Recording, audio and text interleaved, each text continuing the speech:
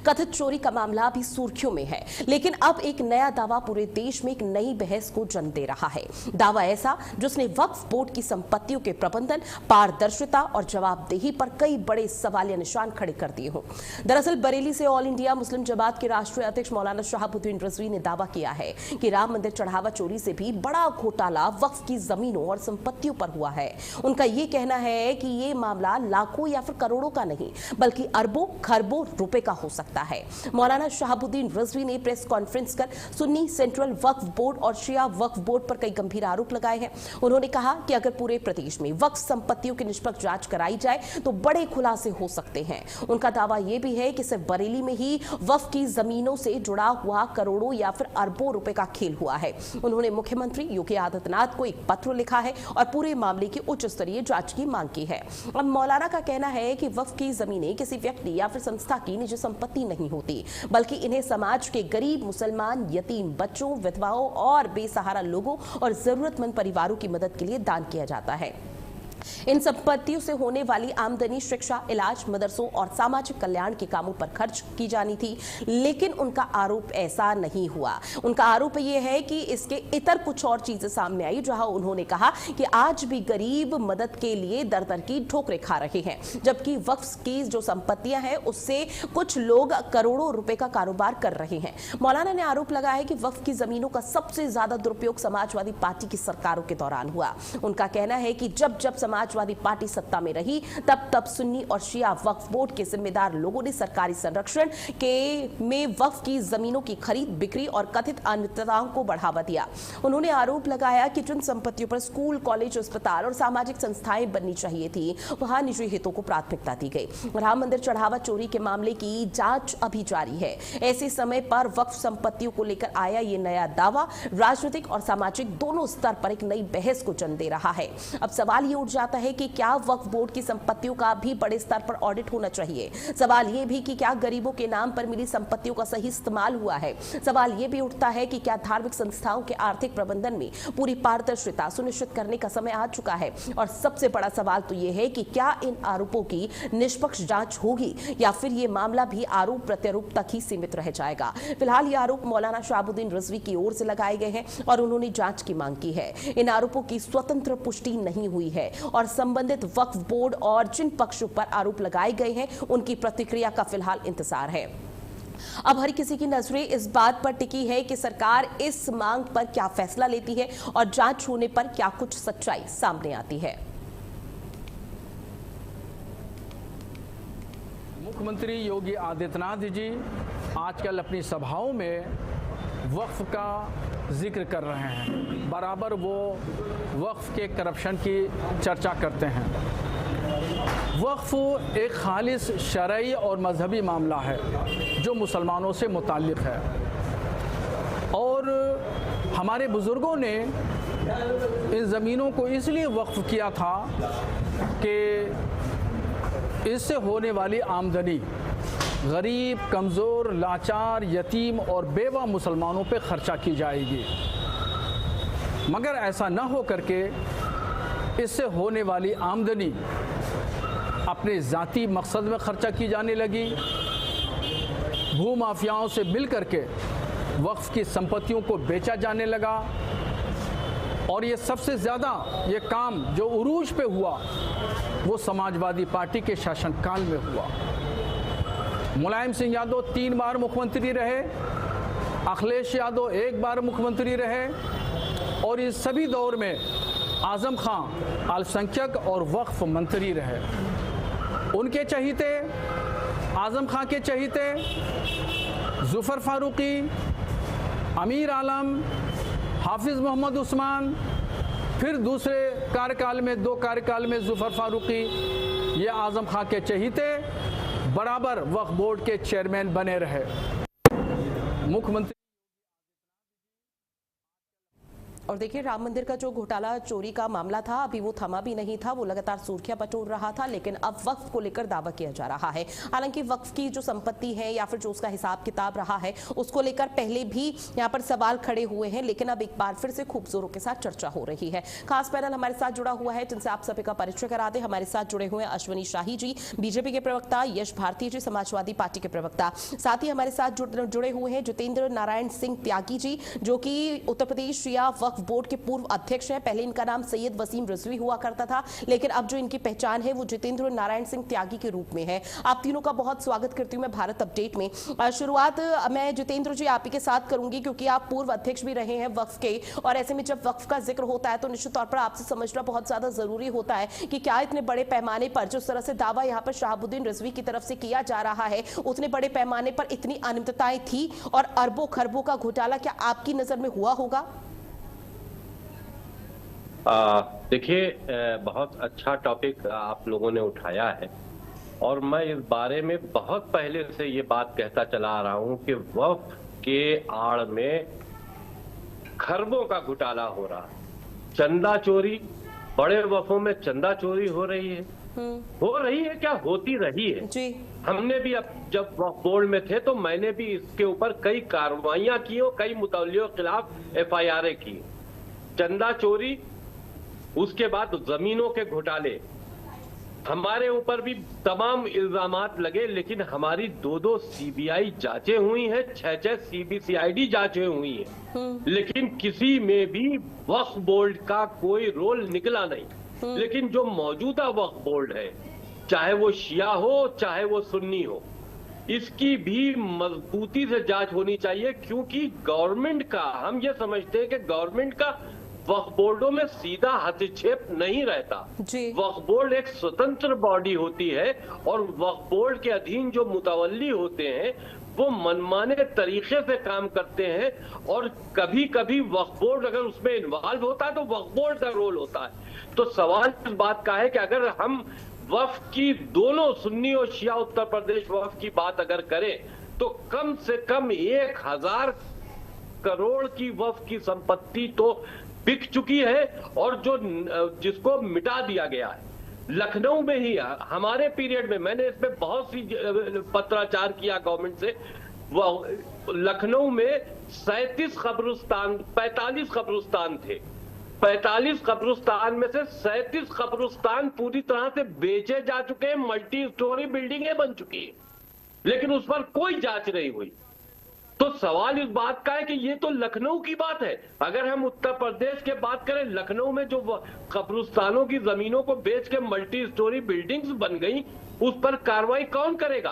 वक्फ board ने लिख के भेज दिया तो डीएम के स्तर से कार्रवाई होनी थी, नहीं की डीएम के स्तर से कार्रवाई, शासन स्तर से कार्रवाई होनी थी, नहीं हुई कार्रवाई। असल में जो ये मुल्ला है, ये मुल्ला इतनी मजबूती के साथ में हुकूमत में अपनी पैठ बनाते हैं कि हुकूमतें चाहे कोई सी रहे, लेकिन मुल्लाओं की जो वजह, मुल्लाओं के ऊपर जांच होना ही बड़ा मुश्किल काम हो जाता है। आज के दौर में भी वही चीज है कि मुल्ला मनमाने तरीके से अपना एक अलग हुकूमत चला रहे, और चाहे सरकार बीजेपी की हो, चाहे समाजवादी की हो, चाहे बसपा की हो, सरकार कोई भी हो, लेकिन मुल्लाओं के अगेंस्ट कोई जांच ना होती है, ना आज तक हमें होती दिखाई दी। कब्रिस्तानों में कब्रें बेची जा रही है। लखनऊ के गुफरा माफ इमाम बाड़ा, जिसमें मुल्ला कल्बे जवाद मुतवल्ली है, उसमें आज भी 10 लाख की एक कब्र बेची जा रही है। यानी कि मरने के बाद भी आदमी को अपनी 3 और 6 फीट की जगह लेने के लिए 10 लाख रुपया देना पड़ेगा, तब उसको कब्र मिलेगी। ये पैसा कहां जाता है? वक्फ के अकाउंट में तो शो नहीं किया जाता। होता यह है कि एक छोटी छोटी संस्थाएं बना रखी है अनरजिस्टर्ड, और अपने ऐसे एक संस्थाएं बना दी है, ये सारा डोनेशन का पैसा उन अनरजिस्टर्ड संस्थाओं में लिया जाता है, वक्फ के हिसाब में दिखाया ही नहीं जाता। दान पात्र जो बड़े बड़े आपके धार्मिक स्थल है, जो वक्फ बोर्ड से संबंधित है, वहां की जो वक्फ बोर्ड द्वारा गठित कमेटियां हैं, वो दान पात्र का कभी कोई हिसाब ही नहीं देती। वो कहां पैसा जाता है? करोड़ों रुपया दान पात्र का गायब है। ठीक है करोड़ों की जितेंद्र जी, मैं आपसे संपत्ति ये भी बिक चुकी है, समझूंगी बहुत बड़ा सर। घोटाला है। ठीक है, निश्चित शिया तौर पर सुन्नी घोटाला तो वक्फ बोर्ड हुआ को है। अगर हम देखें हाँ। तो कम से कम 2-3 हजार करोड़ का घोटाला उत्तर प्रदेश के अंदर अकेले। जी, लेकिन जितेंद्र जी, मैं आपसे ये भी समझने का प्रयास करूंगी सर कि अध्यक्ष के तौर पर वक्फ बोर्ड में आपने कब तक भूमिका निभाई थी अध्यक्ष के तौर पर? मैंने वक्फ बोर्ड में 2020 तक भूमिका निभाई थी और मैं बीच बीच में बनता रहा, हटता रहा। 4 बार मैं वक्फ बोर्ड का अध्यक्ष रहा हूं। मेरे खिलाफ मौलवी इसलिए थे क्योंकि हम मौलवियों के रबड़ स्टैंप बन के काम नहीं करते थे। वक्फ बोर्ड में मुल्ला अपना मोनोपोली बनाने के लिए चाहते हैं कि जो भी अध्यक्ष रहे वो मौलवियों के हिसाब से चले। हमने मौलवियों के ऊपर कार्रवाई की, उनमें नकेल डाली, तो उसके बाद बार बार हटाया गया, बार बार बोर्ड डिसॉल्व किया गया, लेकिन मेरा काम करने का तरीका अपने हिसाब से था। लेकिन उस दौरान क्या कभी किसी सरकार की तरफ से हस्तक्षेप किया गया? क्योंकि 2020 तक मैंने कभी काम नहीं किया। निश्चित तौर पर जितेंद्र जी, आप 2020 तक अध्यक्ष 4 बार यहाँ पर रहे, कभी आपको हटाया गया? और इन्हीं तमाम चीजों को लेकर, तमाम पहलुओं के आधार पर ही जिस तरह का जिक्र आप कर रहे हैं, लेकिन क्या कभी सरकार तक ये मसला गया? सरकार तक कई बार मसला गया। समाजवादी पार्टी की हुकूमत में मैंने सरकार तक, समाजवादी पार्टी ने ही मौलाना के कहने पे मेरा वक्फ बोर्ड भंग किया था। वक्फ बोर्ड पर जो मेरा भंग हुआ, मुझको, मेरा सिर्फ 1 साल का कार्यकाल था और मुझको भंग कर दिया गया। मैं सुप्रीम कोर्ट से 3 साल मुकदमा लौटा रहा हूं, सुप्रीम कोर्ट से मुकदमा जीतकर दोबारा वक्फ बोर्ड का अध्यक्ष बना। तो सवाल यह है कि मौलानाओं पे अगर हम कोई सख्ती करते हैं तो वो उल्टे गवर्नमेंट जो है वो वक्फ बोर्ड के ऊपर ही नकेल डालना शुरू कर देती है। अब हमारे खिलाफ गिरफ्तारी के नारे लेकर कितनी बड़े बड़े जुलूस मौलानाओं ने निकाले कि वसीम रिजवी को गिरफ्तार करो। भाई क्यों करो?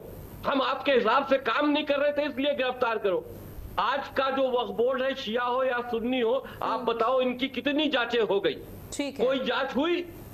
हमारे ऊपर 6 सीबीसीआईडी की जांचें हुई, 2 सीबीआई की जांचें हमने फेस की है, लेकिन कहीं से हमारा कोई रोल निकला ही नहीं, क्योंकि मौलवी गलत काम करवाते हैं। मैंने मौलवियों के कहने से कोई गलत काम किया ही नहीं। तो मौजूदा दौर में हम ये समझते हैं कि कम से कम 2000 करोड़ का घोटाला उत्तर प्रदेश में शिया सुन्नी वक्फ बोर्ड में चंदे के पैसे को लेकर या जमीनों के घोटाले को लेकर, इससे कम का घोटाला नहीं होगा। मौजूदा हुकूमत को चाहिए कि दोनों बोर्डों के, सुन्नी वक्फ बोर्ड खत्म हो चुका है, शिया वक्फ बोर्ड को भी भंग करके एडमिनिस्ट्रेटर अपॉइंट करें, निष्पक्ष पहले जांच करा ले, दूध का दूध पानी का पानी कराने के बाद ही दूसरे बोर्ड का गठन किया जाए।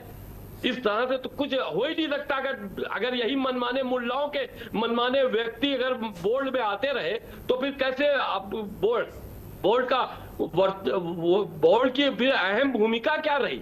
निश्चित तौर पर आपकी बात से मैं सहमत हो सकती हूँ, लेकिन अब आने वाले समय में इस पूरे मसले पर क्या कार्रवाई की जाती है, कैसे एक्शन लिया जाता है, ये तो आने वाला वक्त बताएगा। जितेंद्र जी, माफी के साथ आपको सर बीच में टोक रही हूँ, बीच में इंटरप्ट कर रही हूँ। यश भारती जी भी हमारे साथ जुड़े हुए हैं, समाजवादी पार्टी के प्रवक्ता। यश भारती जी, तमाम आरोप यहाँ पर लगाए जा रहे हैं, लेकिन जो अभी मौलाना शहाबुद्दीन रिजवी की तरफ से कहा गया कि राम मंदिर में जो घोटाला हुआ उससे भी बड़ा घोटाला वक्फ संपत्तियों को लेकर हुआ है, वक्फ के विवाद को लेकर यहाँ पर चीजें पहले भी देखने को मिल पाई, क्या आप लोग इससे सहमत हैं या फिर इस तरह के बयानबाजी को आप सिरे से नकारते हैं कि वक्फ में कोई घोटाला नहीं? क्योंकि राम मंदिर के मुद्दे को तो आपने बहुत जोरों से उछाला, लेकिन वक्फ को लेकर अब आप लोगों की क्या टिप्पणी? नहीं भंडारी मैडम जी, पहले थोड़ा शब्दों का चयन ठीक हो जाए। हमने उछाला नहीं, हमने आवाज बनने का काम किया। जो लोग पीड़ित थे, दुखी थे, अपमानित थे, जो लगातार बोल रहे थे लेकिन बात सुनी नहीं जा रही, हमने न्यायालय से संज्ञान लेने की बात करी। अब सुप्रीम कोर्ट ने संज्ञान लिया है, हमें सुप्रीम कोर्ट पे विश्वास है। जैसे पहले यहाँ भी जिसको आपत्ति हो बिल्कुल शिकायत करे और शिकायत की जांच कराए। सरकार नहीं सुने, न्यायालय सुनेगा, सारी बातें होंगी जिस तरीके से अभी बात हुई।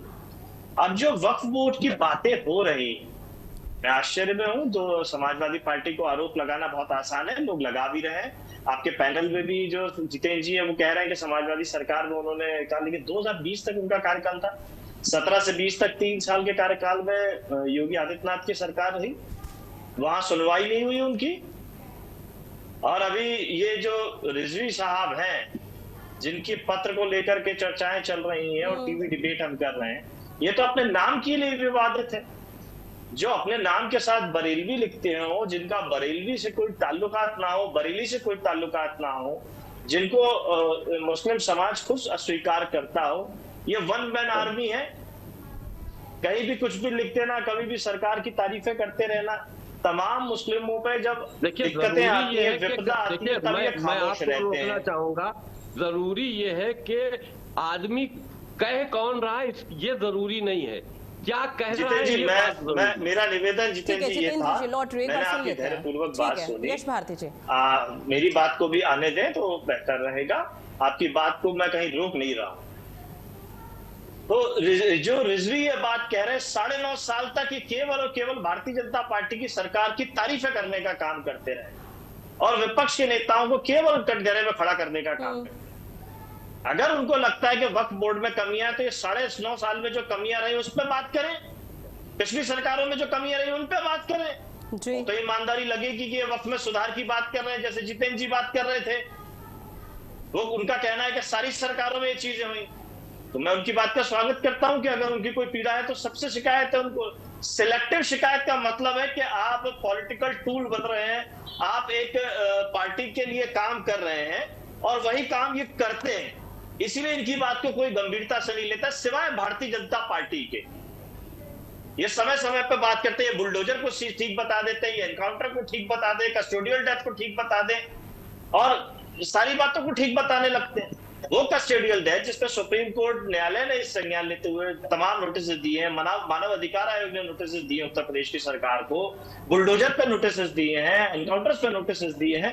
कई एनकाउंटर्स के नोटिस तो केस तो इस हद तक के हैं कि पुलिस के अफसर बर्खास्त किए गए, उनके ऊपर कार्रवाई करी है न्यायालय। लेकिन सरकार के बचाव के लिए अभी क्योंकि अयोध्या का मुद्दा चल रहा है तो अपने आप को आगे दिखाने के लिए आप एक नया विषय लेकर के आ गए। हम उससे भी पीछे नहीं हटते, हम विपक्ष हैं, हम आपकी आवाज में आवाज मिला रहे। मांग कीजिए सरकार से, क्या सरकार 9.5 साल में क्यों नहीं कर पाई? सबसे बड़ा सवाल ये होना चाहिए सरकार से। जैसे जितेंद्र जी कह रहे हैं कि पिछली सरकारों से लगातार वो शिकायत कह रहे हैं, तो अगर योगी आदित्यनाथ की सरकार मदरसों पर राजनीति करती है, अन्य चीजों पर राजनीति करती है, लेकिन भ्रष्टाचार और गड़बड़ियों को अगर नहीं पकड़ती है, तो सबसे बड़ा भ्रष्टाचारी और कटघरी तो सरकार के ऊपर प्रश्न चलने लगता है। योगी पार्ट 1 5 साल हो गए, योगी पार्ट 2 के भी 5 साल होने जा रहे हैं। दो सरकारें लगातार अगर काम नहीं कर पाई, डबल इंजन की सरकार काम नहीं कर पाई, केंद्र का मंत्रालय अल्पसंख्यक विभाग जो है, केंद्रीय वक्फ बोर्ड जो है, राज्य वक्फ बोर्ड जो है, सब मिलकर के अगर काम नहीं कर पा रहे हैं तो फिर कहना ही क्या बड़ा सवाल है। ठीक है यश भारती जी, चूंकि आपने रिजवी का भी जिक्र किया कि बरेलवी रिजवी से कई मौलाना और कई मुस्लिम समुदाय के लोग यहाँ पर नाराज हैं, लेकिन कभी कभी रिजवी की तरफ से ऐसे बयान दे दिए जाते हैं जो सरकार के खिलाफ होते हैं, जिसका समर्थन फिर आप लोगों की तरफ से किया जाता है, तब आप लोगों की तरफ से दोहरा मापदंड नहीं अपनाया जाता। कभी नहीं। सर ऐसे बहुत बयान है, चाहे वक्फ बोर्ड घोटाला, राम मंदिर का मुद्दा हो, या फिर उत्तर प्रदेश में जब मदरसों को राज्य सरकार की तरफ से साल 2025 में बंद किया जाता, तभी उन्होंने कहा था कि महज तुष्टीकरण की राजनीति यहाँ पर बीजेपी कर रही है और ऐसे में मदरसों को बंद करने के पीछे कोई बड़ी साजिश है। तब भी समाजवादी पार्टी की तरफ से समर्थन रिजवी के बयानों का किया गया था। तो इसलिए कहा जा रहा है कि दोहरा मापदंड सिर्फ तभी अपनाया जा रहा है जहां पर बीजेपी के खिलाफ है। रिजवी जी के बयानों का हम लोगों ने कभी समर्थन किया, ठीक है, हमने मुद्दों पे बात की है, उनके बयानों पे बात नहीं करी। ठीक है सर। अश्वनी शाही जी, मैं आपके पास आते हुए, सर तमाम आरोप है जो यहाँ पर लगाए जा रहे हैं, लेकिन निश्चित तौर पर सवाल ये उठ जाता है कि 2017 से और 2026 तक अभी तक तो आप लोगों का शासन है बीजेपी का और उत्तर प्रदेश में डबल इंजन की सरकार है। अगर वक्फ में इतनी गड़बड़ियां हुई है और जिस तरह से जितेंद्र जी जिक्र कर रहे हैं, समाजवादी पार्टी के शासन में भले ही यहाँ पर भ्रष्टाचार हुआ हो और समाजवादी पार्टी ने कुछ ना किया हो, लेकिन आप लोग क्या कर रहे हैं? आप लोगों के संज्ञान में भी तो ये मामला पहले आया होगा। जी देखिए, बहुत बढ़िया टॉपिक है अब, और इसको जो है जितनी तत्परता से सरकार से मांग की गई है, सरकार जांच कराने का काम करेगी। देखिए अभी अयोध्या में जो घटना हुई उसमें अयोध्या के ट्रस्ट ने मांग किया कि एसआईटी गठित किया जाए और इस पर कार्रवाई की जाए। सरकार ने उसको जो है आनन फानन में एसआईटी गठित किया और पुलिस की कार्रवाई चल रही है। बाकी लोग चाहे जो भी उसका पक्ष में हो विपक्ष में हो, उससे मतलब नहीं है।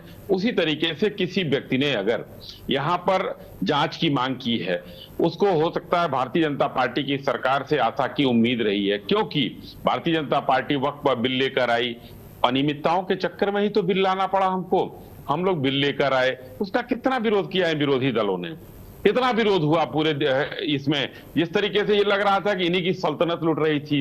तो वहां पर हम बिल लेकर आए, बिल पास हुआ। खैर उससे आगे बढ़े, 2017 में सरकार आती है हमारी मार्च में, जून में हम उत्तर प्रदेश वक्फ बोर्ड भंग कर देते हैं। अनियमितताएं पाई गई, अध्यक्ष कौन है कौन नहीं है इसका कोई मतलब नहीं है, हमने बोर्ड को भंग किया, शिया सुन्नी वक्फ बोर्ड दोनों भंग हुआ। उसके बाद आइए, चोरी की जब शुरुआत हुई तो एक बकरी चोर रामपुर में जो है वक्फ बोर्ड की संपत्तियों पर विश्वविद्यालय बना रहा था, उसको सीज करने का काम किया गया, वक्फ बोर्ड की संपत्तियां लौटाने का काम किया गया। उससे और हम आगे बढ़े, 1,32,000 संपत्तियों में 31,000 संपत्तियां जो है हम लोगों ने राजस्व अभिलेखों से, जिसका कुछ नहीं मिल रहा था, जिसका कोई कागज नहीं था, सरकार ने उसको मुक्त कराने का काम किया। अब ये भ्रष्टाचार का मामला, उस मुक्त कराने का मतलब भी उसकी जमीनों का दोहन किया जा रहा था, उस पर कोई विश्वविद्यालय बना रहा था, कोई मदरसा बना रहा था, कोई कब्रिस्तान बना रहा था, कोई कुछ कर रहा था। हम लोगों ने उसको मुक्त कराया, तो ये काम तो हुआ। लेकिन समाजवादी पार्टी सीधा मुंह उठाकर जो है कि 9 साल का 10 साल का कार्यकाल हो गया, कुछ नहीं किया। अरे भाई, आप लोगों ने जो बोया उसको हमने शानदार तरीके से जो है पकड़ पकड़ कर एक एक को, चाहे वो बकरी चोर का मामला हो या चाहे इस 31-32 हजार संपत्तियों का मामला हो, उजागर करके सरकार को सौंपने का काम किया। वक्फ बोर्ड का काम है कि यतीमों को, मजलूमों को, सबको, उसके लिए लोग संपत्तियां दान करते हैं। लेकिन यहां तो भाड़ा का किराया खाने का, और समाजवादी पार्टी जैसी तुष्टीकरण की सरकार तो उसमें और लोग आगे बढ़ जाते हैं। उन्हीं के मंत्री, जो उसमें वो मंत्री थे, जो बकरी चोर है वो मंत्री थे, उन्हीं के उसमें था मामला जी, करके बना लिया। हमने पकड़ने का काम किया तो बहुत दुर्बिलाई समाजवादी पार्टी की सरकार। अब वो जाते नहीं है, उनके सीतापुर तक उनके पास जाते नहीं है। लेकिन अब एक एक संपत्तियों पर उत्तर प्रदेश सरकार की नजर है, और कहीं भी हम ये चोरी और बेईमानी नहीं होने देंगे, क्योंकि अब आया है मामला, तो अब माननीय मुख्यमंत्री जी जांच करेंगे, जैसे अयोध्या में दूध का दूध पानी का पानी हुआ, यहाँ भी होगा। बताइए कि क्या अब मामला सामने आया है? आज शहाबुद्दीन रिजवी बरेलवी की तरफ से ये बयान और स्टेटमेंट दे दिया गया, जितेंद्र जो इस पैनल में बैठे हुए हैं उनकी तरफ से बता दिया गया कि समाजवादी पार्टी के शासन में और अब तक 2020 तक इस तरह से घोटाला हुआ, तब जाकर ये मामला सामने आया। सर, दिल पर हाथ रख के बताइएगा, क्योंकि ये मामले तो पहले भी सर हमने कई दफा सुने हैं कि वक्त में संपत्ति और न जाने किस किस तरह का विवाद हुआ है। 2022 में योगी आदित्यनाथ ने सर्वे की बात भी यहां पर की थी, सर्वे के दौरान किस तरह से सियासत हुई थी वो हम सब जानते हैं, लेकिन उसके बावजूद क्या हुआ, कोई एक्शन लिया? ये सवाल मुझसे है? जी सर। हाँ, क्यों नहीं, हम लोगों ने, देखिए, हमने एक एक करके, जो वक्फ की संपत्तियों पर मदरसे बने थे, मदरसों का सर्वे हुआ, वक्फ की संपत्तियों का सर्वे हुआ, एक्शन ही तो मैंने गिनाया कि आखिर जो 31,000 संपत्तियां जो है खाली कराई गई है, 31,000 संपत्तियों की बात हो रही थी, तो वो क्या है, वो बगैर एक्शन के थोड़ा ही हुआ।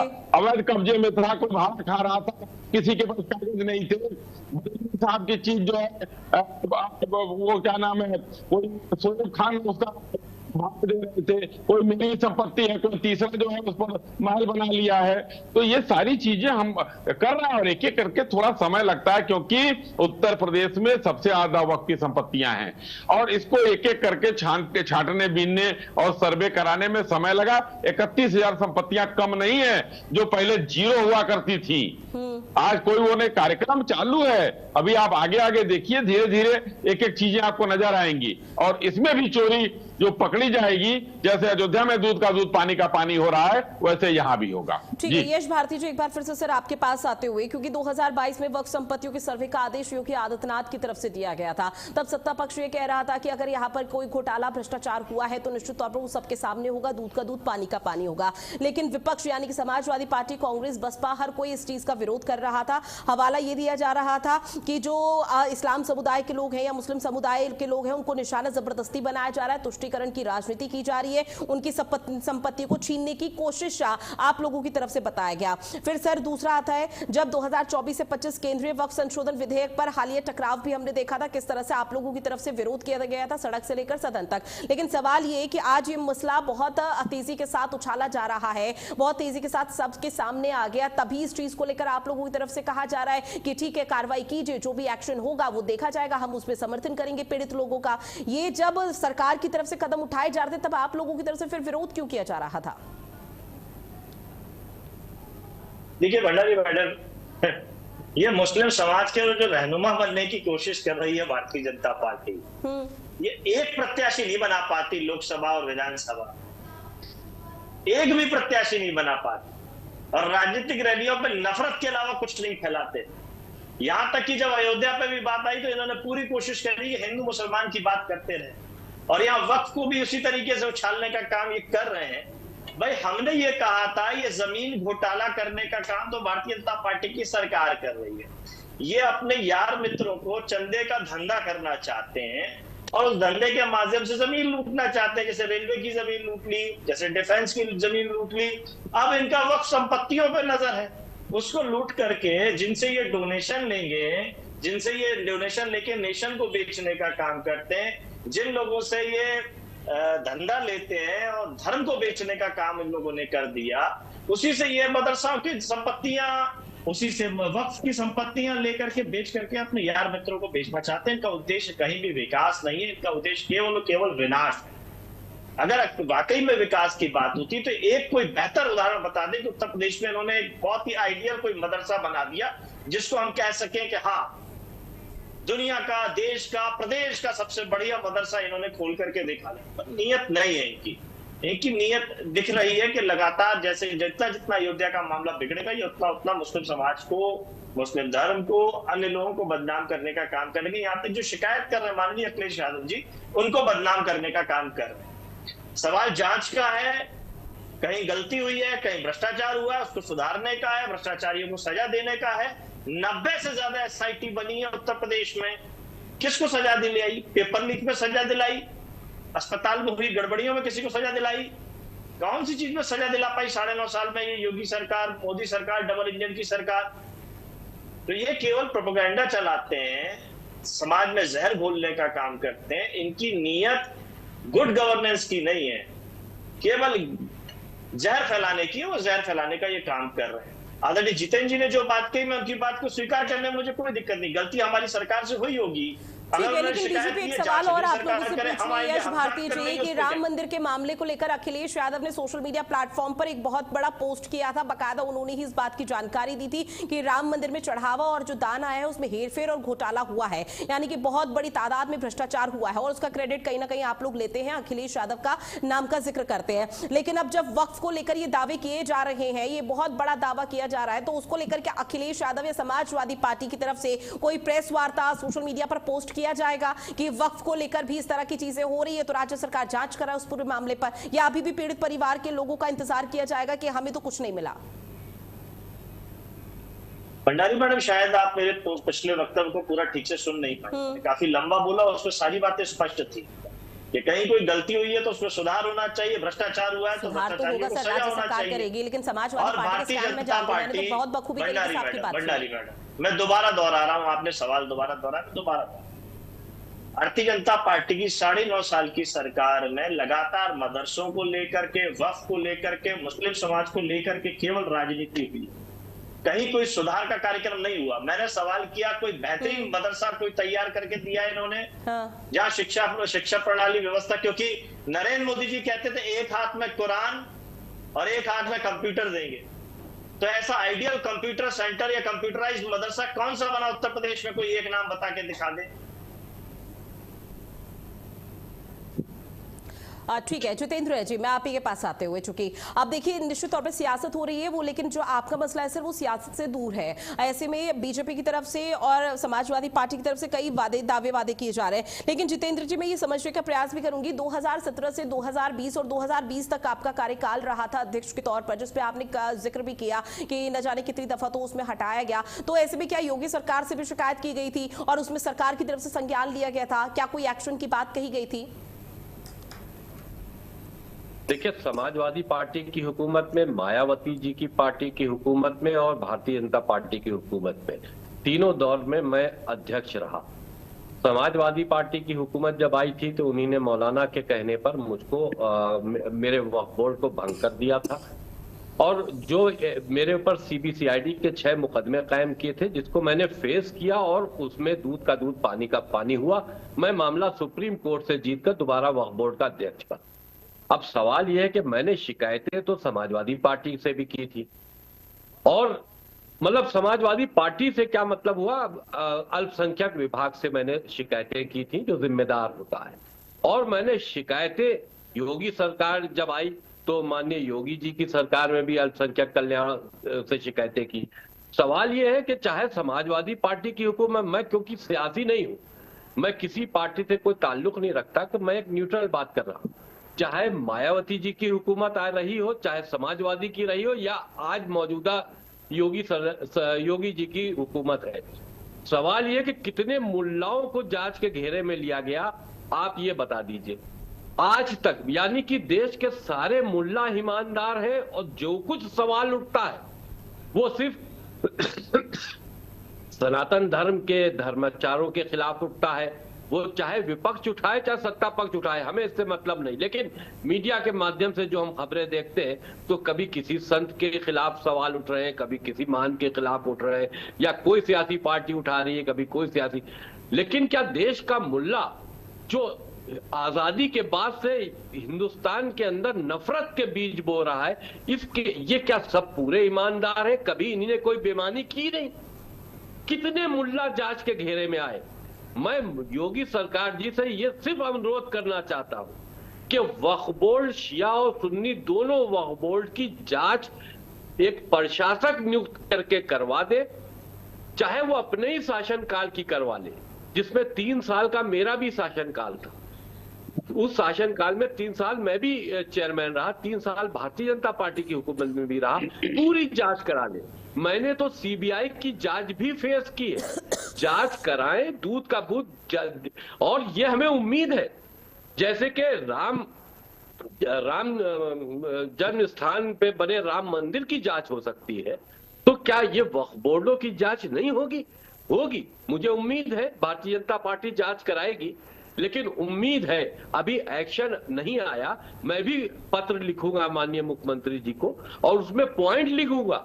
मैंने अपने पीरियड में 110 घोटालों का जिक्र मैंने लिख के भेजा था। समाजवादी पार्टी की हुकूमत थी, अल्पसंख्यक कल्याण विभाग को भेजा था, जिस पर कोई जांच नहीं हुई। उसके बाद हुकूमत बदली, वही पत्र हमने, लेकिन सर आपके पास कोई साक्ष्य फिर अल्पसंख्यक कल्याण को लिख के भेजा, लेकिन उस पर भी कोई जांच आज तक नहीं साबित करें, कि हकीकत साबित करें। क्योंकि यश भारती जी को भी आपने सुना, उन्होंने कहा कि आप जो भी यहाँ पर आरोप है वो लगाना बहुत आसान होता है, और समाजवादी पार्टी को इस वक्त आप लोगों ने कटघरे में खड़ा कर दिया है। लॉटरी यश भारती जी आपके पास। नहीं, देखिए बात, अब हम सिर्फ इतना कह रहे हैं कि सवाल कोई भी उठा रहा है, सवाल क्या है इस पर महत्व होना चाहिए। ये ना कहा जाए कि ये सिर्फ समाजवादी को, बीजेपी के फेवर में उठाते हैं या समाजवादी के फेवर में उठाते हैं। आज जो मौके के हिसाब से जो सवाल उठता है वो जायज सवाल है कि वक्फ बोर्डों की जांच होनी चाहिए, और वक्फ बोर्ड में जो 2000 करोड़ का घोटाला है वो सामने आना चाहिए। उनका दोषी कौन है, वो लोग सामने आने चाहिए। जितेंद्र जी, आवाज पहुंच रही है? जी आ रही है। जी सर, देखिए सवाल चाहे क्या कोई सा भी यहाँ पर उठे और कोई सी का भी शासन हो, क्योंकि आपने जिन जिन सालों का जिक्र किया उसमें समाजवादी पार्टी के शासन पर आप आरोप लगा रहे हैं, चाहे वो अखिलेश यादव का हो या फिर मुलायम सिंह यादव जी का हो। लेकिन इस बीच 2017 से बीजेपी का शासन यहाँ पर रहा, 2017 के बाद से भी कोई खास कदम यहाँ पर नहीं उठाया गया। तो ऐसे में समझने का ये प्रयास रहेगा कि जो ये मुद्दे उठाए गए इसमें अभी तक कोई एक्शन नहीं लिया गया। अब आगे आने वाले समय पर क्या स्टैंड क्लियर किया जाएगा? कोई ऐसा साक्ष्य है, प्रूफ है कि आपने कई लंबी शिकायतें यहां पर लिखी हो, समाजवादी पार्टी या बीजेपी का शासन हो, और यहां पर किसी ने भी संज्ञान ना लिया हो? भाई मेरी बात तो सुनी ही नहीं गई। मैंने तो बता तो रहा हूं, 110 शिकायतें की हैं, निश्चित तौर पर जिसमें बहुत बड़े घोटाले हैं। अगर उन शिकायतों के ऊपर ही जांच हो जाए तो कम से कम 2000 करोड़ का घोटाला उत्तर प्रदेश में शिया और सुन्नी वक्फ बोर्ड का पर्दाफाश होगा और बड़े बड़े मुल्ला फंसेंगे इसमें। वक्फ बोर्ड की हम बात ही नहीं करते, मुतवल्ली और मुल्ला, जो मुल्ला मुतवल्ली है, जिन जिन वफों में मुल्ला मुतवल्ली है वहां सबसे बड़ा भ्रष्टाचार हुआ है। तो सबसे बड़े जिम्मेदार तो मुल्ला है जो एक वक्फ बोर्ड को अपनी ढाल बनाकर उत्तर प्रदेश में बड़े घोटाले कर रहे हैं, उत्तर प्रदेश में चंदा चोरी कर रहे हैं और पूरी तरह से सनातन धर्म के जो लोग हैं उनकी जमीनों को साजिश के तहत वक्फ बोर्डों में दर्ज करवा रहे हैं। इसीलिए तो चाहते हैं कि वक्फ बोर्ड उनका बने। ठीक है, यश भारती जी। देखिए जितेंद्र जी साफ कह रहे हैं कि 9.5 साल से लगातार सरकार जो रही उसमें कार्रवाई कोई नहीं। तो स्पष्ट दिखता है कि राजनीति कौन कर, भ्रष्टाचारियों को कौन बचा रहा है। हम तो कह रहे हैं हमें अगर 2-2 अवसर मिलते तो हम तो बहुत कुछ करके दिखाते। 5 साल में हमने बहुत सारा इंफ्रास्ट्रक्चर पे काम किया, कंप्यूटर पे काम किया, सब। हमें तो इन सरकारों ने बदनाम किया, ये योगी सरकार, कि हमने मुस्लिमों के लिए काम किया, हमने केवल मुस्लिमों के लिए काम किया, हमने हर योजना मुस्लिमों के लिए चलाई है। तो बदनाम करने का काम तो भाजपा के लोग हमारे लिए करते ही हैं। अब सवाल यही उठ रहा है कि काम करते का इनके तो कारनामे है भारतीय जनता पार्टी की सरकार के 9.5 साल के। अब जितेंद्र जी उम्मीद भी कर रहे हैं भारतीय जनता पार्टी की सरकार से, जो प्रभु राम के नाम पे राजनीति 30 साल तक करते रहे, चढ़ावा चोरी करते रहे, चढ़ावा चोरों को बचा रहे हैं लगातार, वो किसी को न्याय नहीं दिला सकते। बातें बड़ी स्पष्ट है।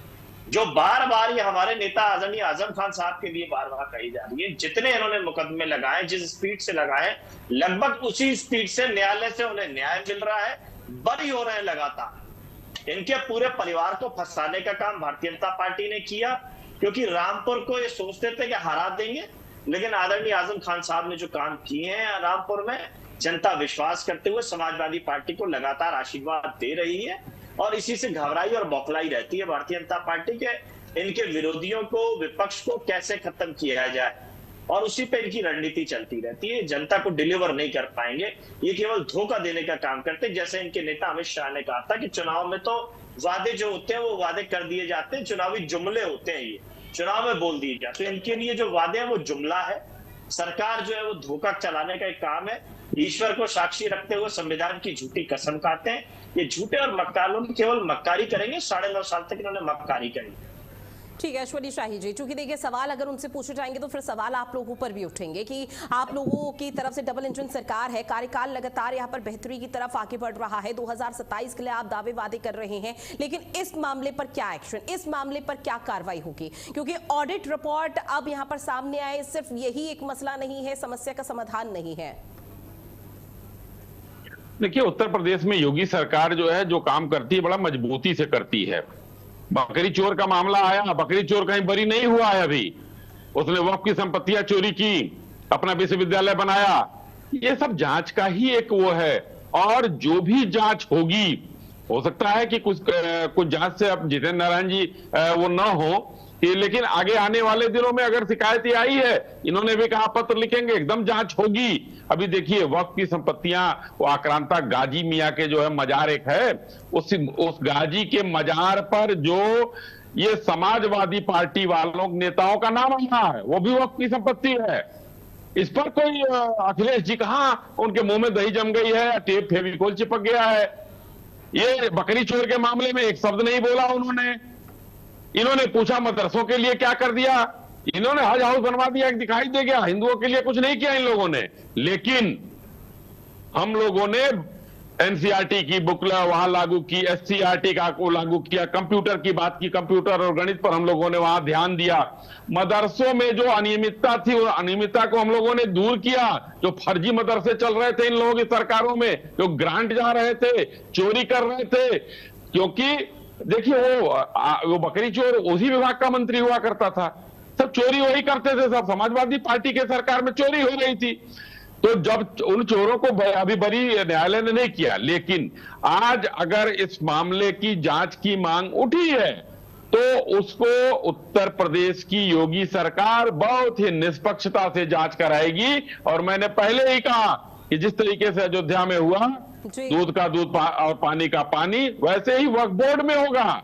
लेकिन समाजवादियों की सरकार में अभी प्रवक्ता उनके कह रहे हैं कि भाई यहां तो हमको मौका ही नहीं मिला रे, 4 बार रही सरकार, और खड़े होकर कहते रहे हमको मौलाना मुलायम कहने में वो नहीं है, कहते रहो। तो किसके लिए काम कर रहे थे? मुसलमानों के लिए काम करते करते जो है हिंदुओं के लिए नहीं। एक एक योजनाएं चलती थी, मेरी बेटी उनका कल 30,000 रुपए मुसलमान की बेटियों को, हिंदू बेटियों को कुछ नहीं। तो ये तुष्टीकरण वाले इस पर न समझाएं, क्योंकि अब जो है बिलबिलाहट अब होनी है। देखिए उस आक्रांता गाजी की जो जांच चल रही है उस पर कोई ट्वीट दिखा दें, नहीं दिखा पाएंगे। जवाहर विश्वविद्यालय पर कोई ट्वीट दिखा दें कि वो जमीनें सब क्लियर थी, वक्फ बोर्ड की कब्जा नहीं थी, कोई ट्वीट नहीं। चोरी होती है अगर मुसलमानों के मजारों की बात है, लेकिन हाँ हिंदू हिंदू में बांटने के लिए तो ये कालनेमी चले आए यहाँ रामनामी ओढ़कर अयोध्या में। हमारे घर का मामला, न मंदिर आंदोलन में इनका योगदान, न मंदिर के लिए मुकदमा लड़ा इन लोगों ने न्यायालय में, कहीं कुछ नहीं हुआ। लेकिन चले आए कालनेमी में कि हिंदू को बांटे, मुसलमान के ओर से हमारे कुछ होने वाला नहीं है।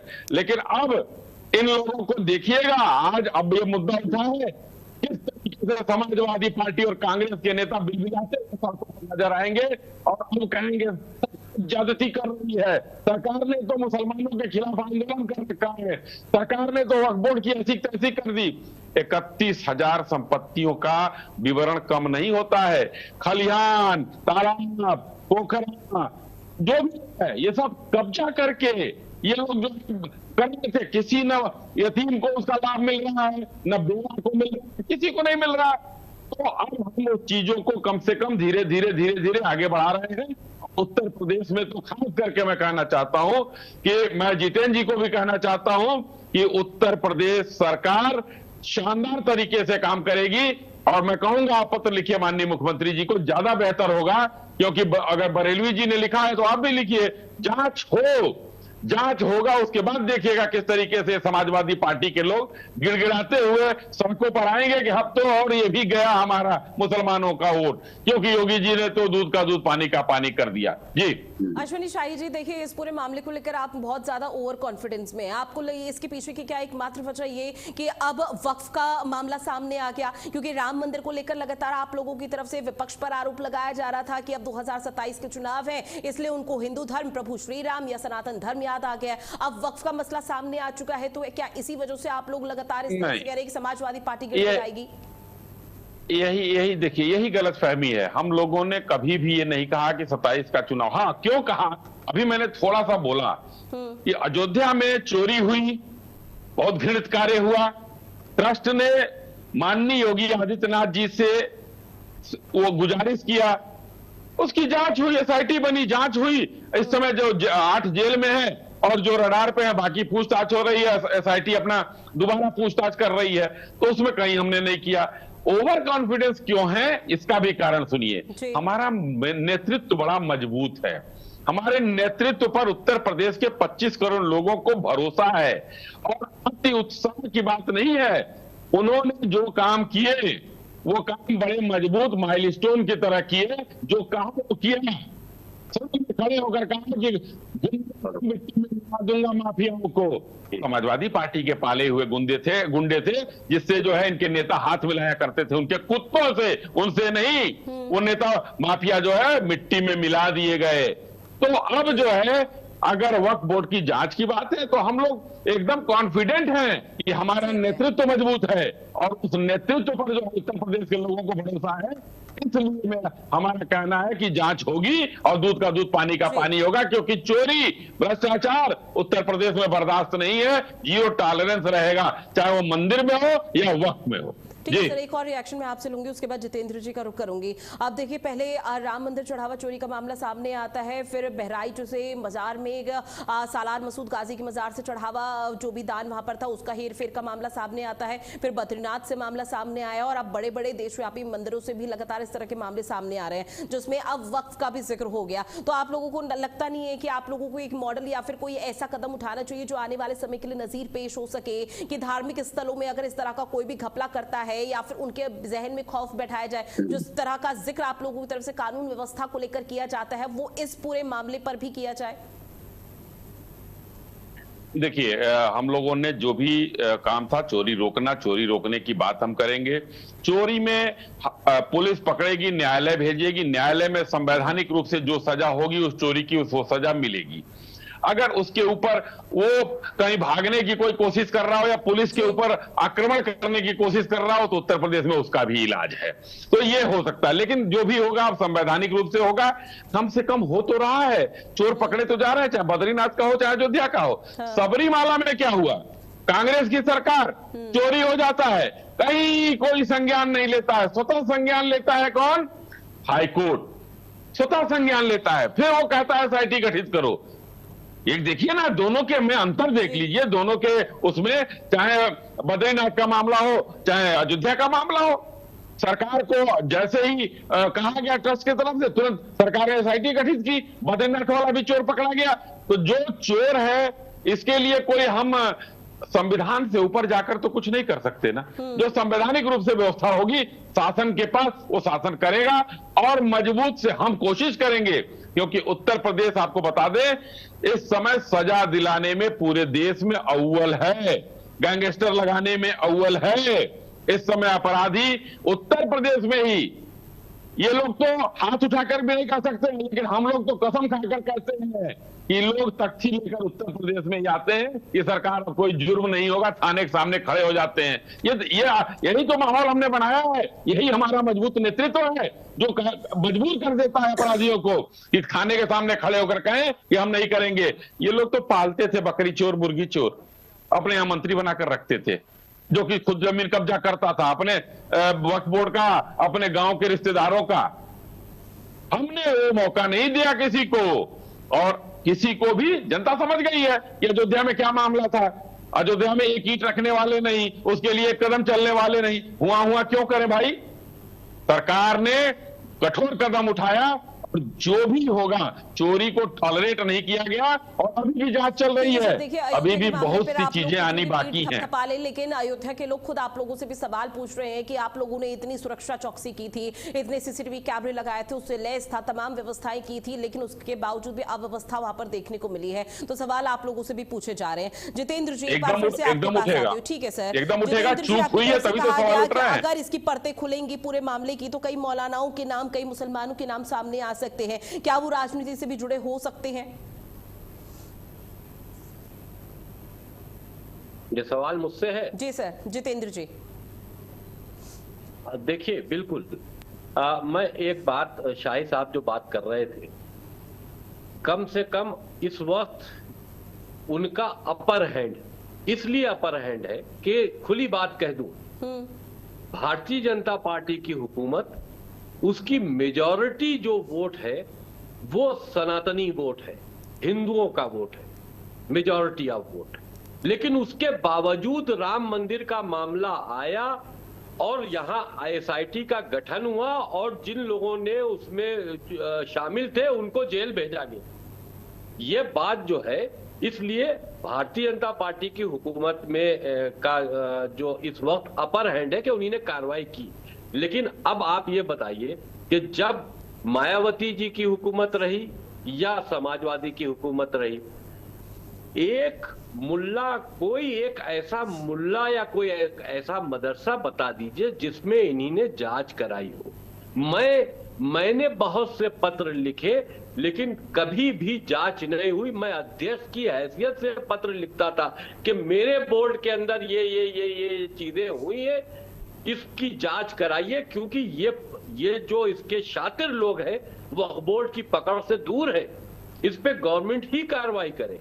तो सवाल इस बात का है कि अब मुसलमान जब वोट करता है तो देखिए, मुसलमान, ये उत्तर प्रदेश में majority of vote Samajwadi party को जाता है, और समाजवादी पार्टी को वोट जाता है तो उनके जो मुल्ला हैं, जो उनके जो संगठन है मुसलमानों की, वो यही चाहती है कि हम अगर वोट दें तो मेरा अधिकार मुझको मिले, मेरे मदरसों पर कभी कोई जांच नहीं होनी चाहिए आपकी हुकूमत आए, या मेरे वक्फ बोर्डों पर कभी जांच नहीं होनी चाहिए। मैं कोई भी अपने धार्मिक स्थलों पे अगर कोई घोटाला करूं तो उसकी कोई जांच नहीं होनी चाहिए। उनका दबाव सरकार के ऊपर यही रहता है क्योंकि वो वोट देते हैं और ये मानते हैं कि मेरे वोटों से आपकी हुकूमत आई है। तो ये दोनों में फर्क इतना तो है ही। तो आज के दौर में मैं भारतीय जनता पार्टी की हुकूमत से ये जरूर उम्मीद करता हूं कि अगर वक्फ बोर्ड के भ्रष्टाचार का मामला सामने आ गया है तो इसमें भी वो जांच करेंगे। जब राम मंदिर पे जांच करा सकते हैं तो वक्फ बोर्डों पे भी जांच करा सकते हैं और हमें उम्मीद है कि जांच हो। मैं कोई पॉलिटिकल बात नहीं कर रहा हूं, ना मैं समाजवादी पार्टी को के खिलाफ कोई बात कर रहा हूं, ना भारतीय जनता पार्टी के फेवर में बात कर रहा हूं।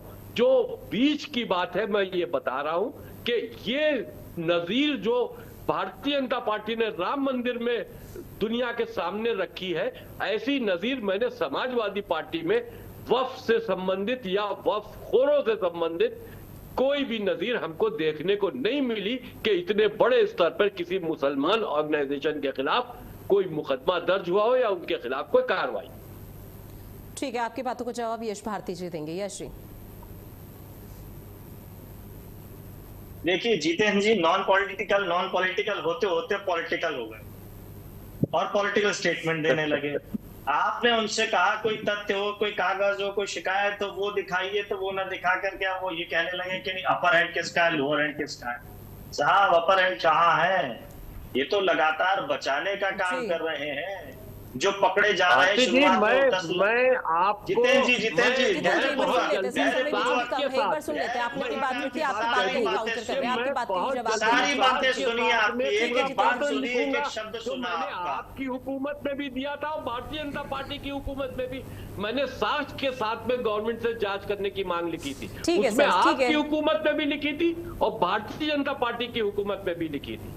मैं क्योंकि आज डिबेट में बात हो रही है तो ये मैं आज साक्ष्य नहीं दिखा सकता, लेकिन जब मैं पत्र भेजूंगा तो मैं आपके माध्यम से, मीडिया के माध्यम से वो सारे साक्ष्य दिखाऊंगा।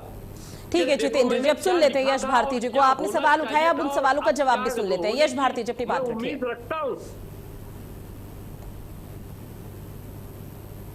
देखिए भंडारी मैडम, इन्होंने कहा था कि हमने शिकायत करी है, शिकायत करी तो उसकी कॉपी होगी, उसको दिखाने में दिक्कत क्या है? इनको आपने किस चीज के लिए बैठाया है? इसी चीज के लिए बैठाया है और कोई बहुत बड़ी लंबी चौड़ी चीज नहीं, शिकायत की उसकी कॉपी इनके पास होगी, उसके बिल्कुल है। वही तो आप साक्ष्य मांग रहे हैं कि गड़बड़ है। जितेंद्र जी सुनिए, अरे जितेंद्र जी सुनिए, आपने ही बोला हमने सुना, आपने फिर बीच में बोला हमने फिर भी सुना। तो आपके पास जो शिकायत है उन्हीं को तो सुनाने की बात है कि आखिर 9.5 साल तक, जिसका आप अपर हैंड कह रहे हैं कि योगी सरकार का अपर हैंड है, 9.5 साल तक खामोश रही, आपकी शिकायतों पर जांच नहीं कर पाई। आप कह रहे हो आपके पास बाकायदा तथ्य है, ईमानदारी से हैं, तो फिर उन पर कार्रवाई करने में भारतीय जनता पार्टी को डर क्या? ठीक है, मैंने राम मंदिर में अपर हैंड कहा है, बीच में बोलने लगे आप। मैंने राम मंदिर में अपर हैंड कहा है, मैंने नहीं बात कही। अरे भाई ठीक है सर, देखिए अगर यहाँ पर दावे किए जा रहे हैं तो निश्चित तौर पर उसके साक्ष्य अगर रखे जाए इसी प्लेटफॉर्म पर तो ज्यादा बेहतर होगा, लेकिन चूंकि मेरे पास समय की कमी है मैं चर्चा को आगे यहाँ पर नहीं बढ़ा सकती, समय मुझे इजाजत नहीं दे रहा। लेकिन आप सभी मेहमान हमारे साथ जुड़े, इस महत्वपूर्ण विषय पर चर्चा की है, उसके लिए आप सभी का बहुत शुक्रिया। लेकिन आने वाला वक्त ही बताएगा कि राज्य सरकार की तरफ से इस पूरे मसले को लेकर किस तरह के समाधान यहाँ पर निकाला जाता है, जिसको लेकर आने वाले राज्यों के लिए वो मिसाल पेश हो सके। बहरहाल इस खास पेशकश में इतना ही। आप बने रहिएगा भारत अपडेट के साथ। नमस्कार।